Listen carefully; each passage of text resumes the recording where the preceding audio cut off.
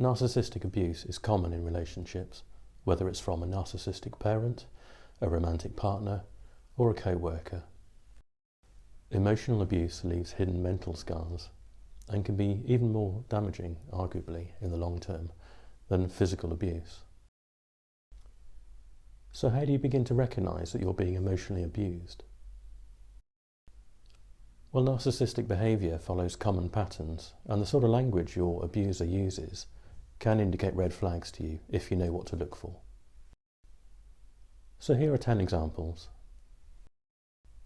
You are too sensitive. Compared to whom? Generally, or just right now? Do other people think this of me? I never said that. This is convenient selective memory. You were there too, and it's likely that you remember in excruciating detail what they did or said, because it hurt you emotionally.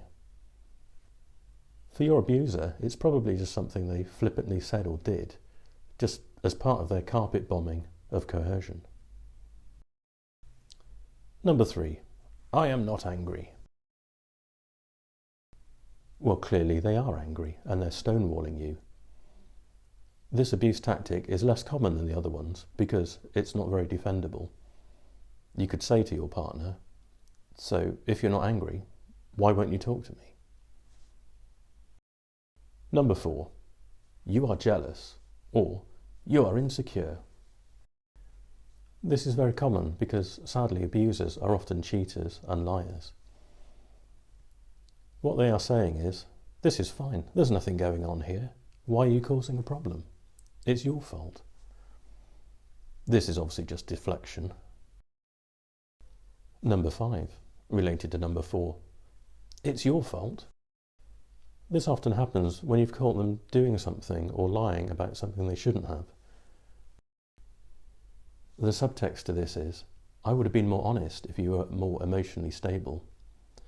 What they are doing is making them the victim and you the wrongdoer. Again, it's just deflection. Number 6, you are a broken person. You are not whole. You had a bad childhood. It benefits the narcissist to point out your faults, often continually. But remember, you're like a diamond, natural and flawed. Everybody has flaws. What you should focus on, obviously, is the sparkle and the beauty of this natural thing, not the tiny flaws that everybody has. Everybody has their own story and their own journey. You're bound to pick up some scars on the way. That's fine. That's natural. Number 7, this is why nobody likes you. This is a very effective abuse tactic because it brings in a whole army of other people to support the narcissist's argument. But the reality is, those other people only exist in their head. Just think about the facts. You know there are people who do like you. Maybe that's co-workers, maybe it's strangers who treat you in a nice way, the same way that you treat them. Just look at the facts and don't worry about the emotion of it. They're basically just imagining this. Number 8, you are a petty person. This is the death of 1,000 paper cuts. They continually goad you up until the point where you just explode. If you think about it, it's them being petty. But remember with this form of covert pettiness that you don't have to play this game. I often remember the phrase, hey train wreck, this isn't your station. Number 9, you can't take a joke. They may laugh at you if you try to complain in any way.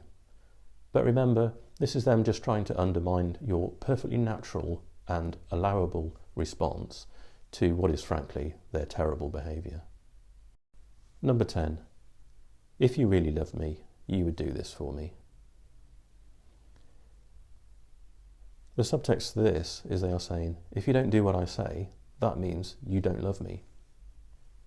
They are questioning your unconditional love and forcing you to either deny that or comply with their wishes. But remember, you can love them unconditionally no matter what their behaviour, if that's what you choose to do. So I hope that gives you some new tools to understand if you're being emotionally abused. Please comment below if you've heard any of these phrases recently and how that made you feel. Please like and subscribe to help grow the channel. Stay safe, be strong, you are not alone.